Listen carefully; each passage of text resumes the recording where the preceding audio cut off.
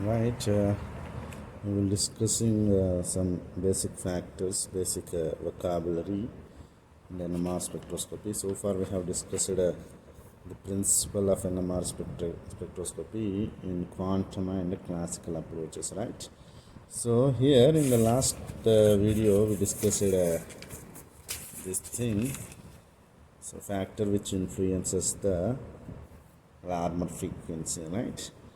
So here these type of molecules will orient so in the external magnetic field in such a way that the pi electronic spin, the secondary magnetic field generated by pi electronic spin, is aligning with the external magnetic field. And here in this type of alkyne molecules, all triple bonded molecules, so the secondary magnetic field generated due to the pi electronic motion is opposing the applied magnetic field or external magnetic field, right? So this opposing nature is called as shielding effect. Very important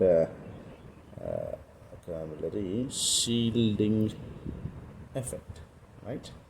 So these are shielding the nucleus from the external magnetic field, right? So shielding effect, generally it is denoted by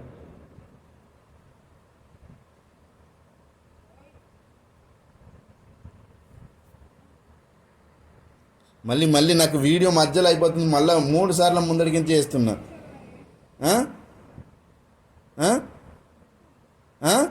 Shielding effect is denoted by sigma, right?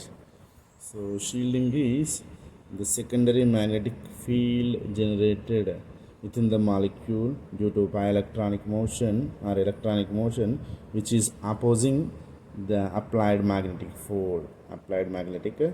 force, right? So shielding effect will decreases the Larmour frequency in the molecule, right? And this type of effect, right? So the secondary magnetic field generated in the molecule which is aligning with the applied magnetic field or outer magnetic field applied, right? So this will increase the total magnetic field experienced by this nucleus. So this type of effect is called de-shielding, right? Shielding and de-shielding, right? So shielding, higher the shielding values, so lower will be the Larmour frequency. Higher the shielding values, lower will be the Larmour frequency, right? So higher the de-shielding value and higher will be the Larmour frequency. Here there is no separate term for de-shielding, right?